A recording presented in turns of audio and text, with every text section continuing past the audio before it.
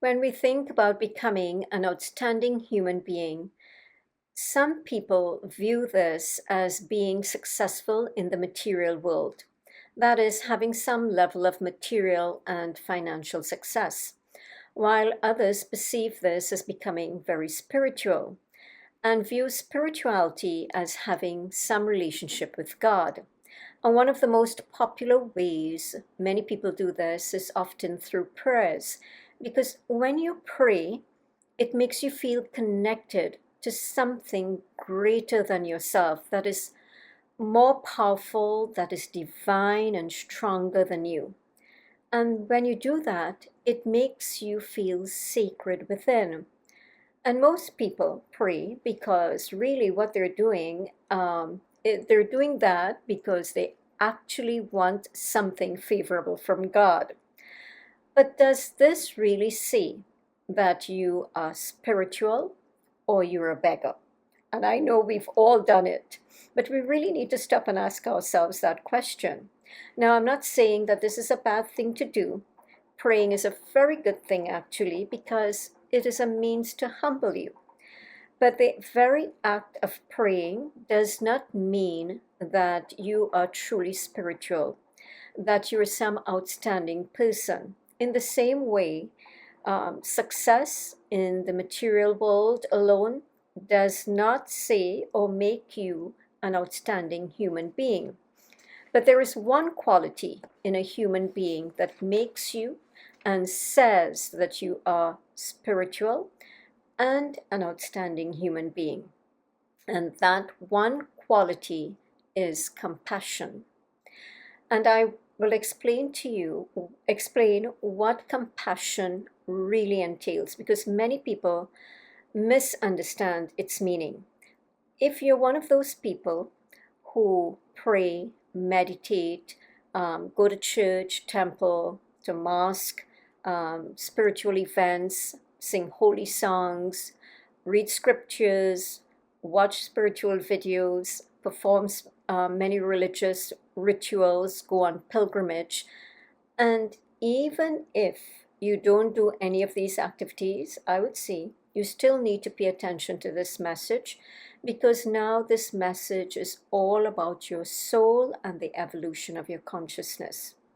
What these spiritual activities that you engage in basically say about you is that you have a spiritual interest and some sort of spiritual inclination, and therefore you are a spiritual seeker.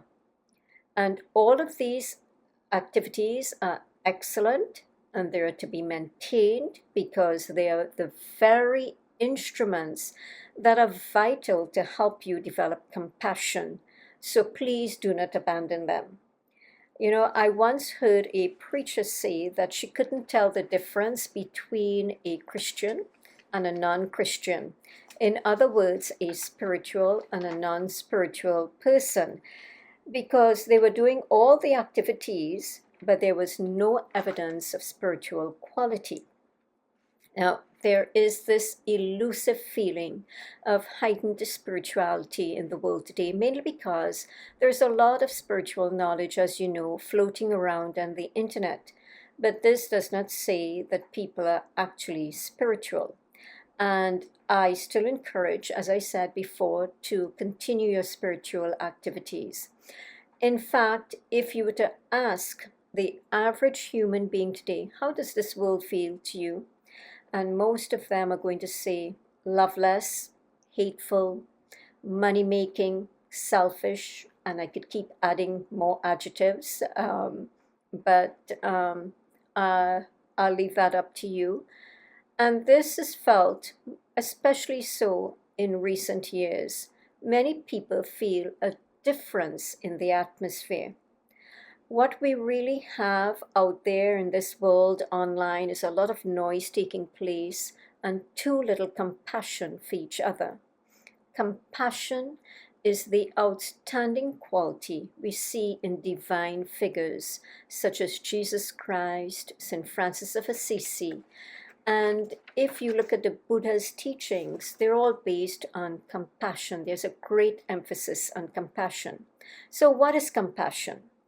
People tend to think that compassion is all about feeling sorry for those who are suffering, but it is much more than that.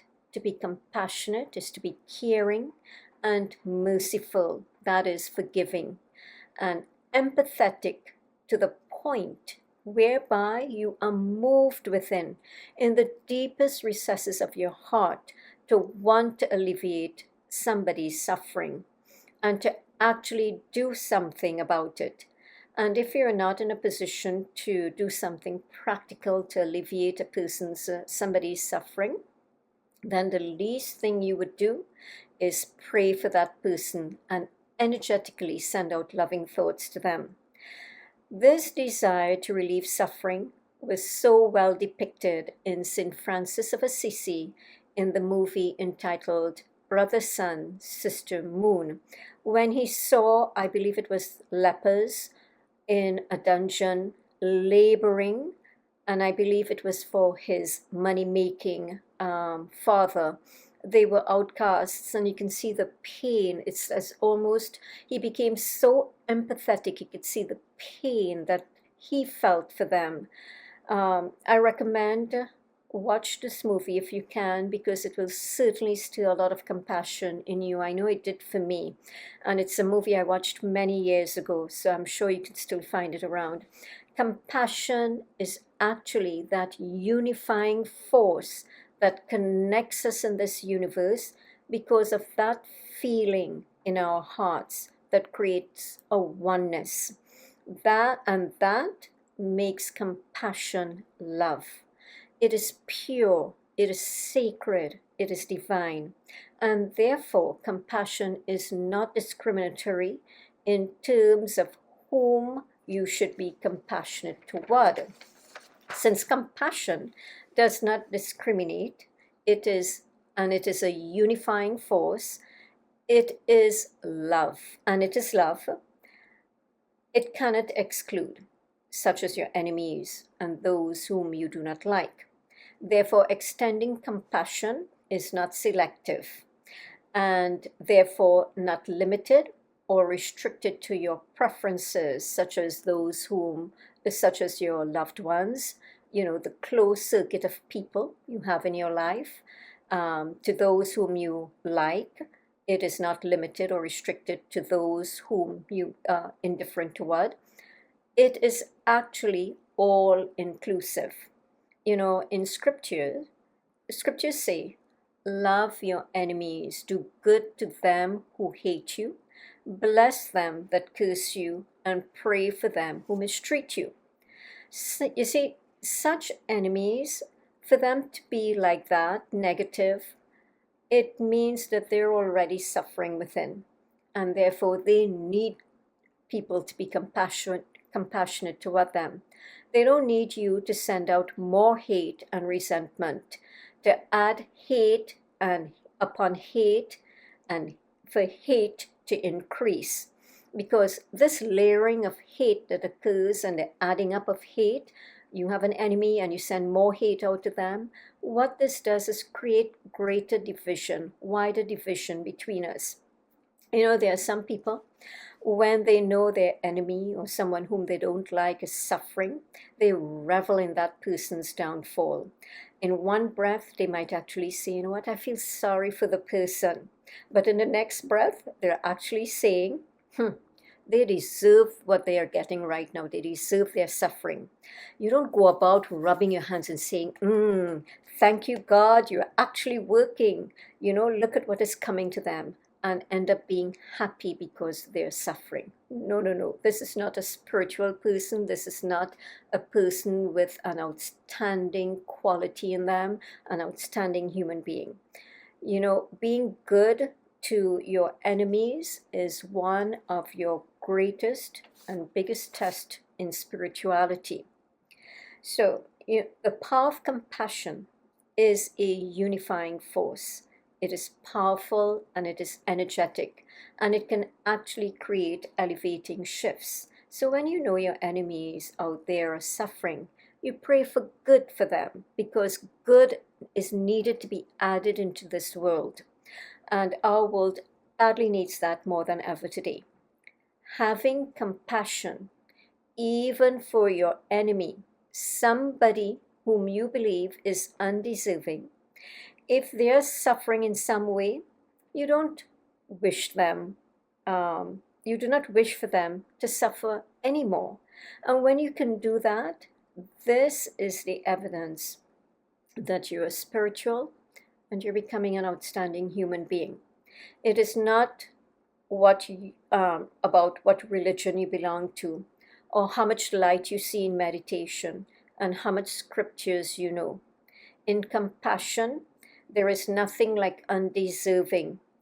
It does not exist. And the reason for this, because in compassion, there is no judgment. There is just understanding of the suffering. When I was younger, and even up till now, one of my sayings is whenever I go through a very difficult period in my life and I go through some level of suffering, I have a tendency to say, what I'm going through, I do not wish that upon even my worst enemy. And I believe it's a good quality to develop. In the Holy Bible, in Matthew chapter 4, verse 14, it says, Jesus was moved with compassion to heal the sick. And then in John chapter 5, verse 14, it says, Jesus healed a crippled man and told him to go and sin no more. You see, Jesus didn't discriminate and say, you have sinned, naughty, naughty, you're a bad person, you did wrong, so I'm not going to heal you, I'm not going to help you, stay in your suffering. No, Jesus didn't do that. Neither did Jesus say to those suffering that it is their bad karma that is causing them to suffer. So he is not going to get involved in their bad karma, and therefore he will not cure them. Jesus didn't do that. You know, he cured them, he healed them, and he told them to sin no more. And he did that often in a few places in the Bible. Today, there are some New Agers, the New Age spiritualists, who are following Eastern teachings and have picked up this concept of karma. And they have a tendency now, some of them are saying, I'm not going to pray for anybody to be cured because you know what? I don't want to interfere with their karma. Could you imagine if you're sick and you were to go to a surgeon and the surgeon said, you know what? I refuse to operate on you because I'm not getting involved in your bad karma. And you need the operation to save your life. Thank God our doctors don't do that, right? Some spiritual seekers can't even provide comfort to the suffering. But they know a lot of scriptures, they know a lot of prayers, they know a lot of rituals, and I can go on and on. But, you know, they don't know how to be compassionate and provide comfort and do something good to help relieve the suffering of others. Understand this point, that by at least not praying for the person whom you know is suffering, you are still affecting their karma because you already know they're suffering. So by not praying for healing, what you're doing is you're saying, let them suffer. So you're creating bad karma there for yourself. You might as well pray for their healing to have a positive impact upon their lives and their karma, and pray that they sin no more, just as Jesus instructed. Because most of our illnesses and suffering are usually due to some wrong we did. In this way, what you're doing is creating good karma for yourself and for the person. Change and correction is not up to you who are praying. It is up to the person who is affirmed, who's infirmed, who is sick, or who is suffering in some way or having a difficult time in life. What you are doing when you pray like this is that you are giving them that chance now by their healing, by praying for them. You're giving them that chance for them to make some correction. And this, I would say, is good karma. If ever you want to determine your spiritual progress, and if you are indeed spiritual, rather and therefore an outstanding human being, rather than being proud of the religion you belong to and how much spiritual knowledge you have acquired, and how much spiritual and religious activities you engage in.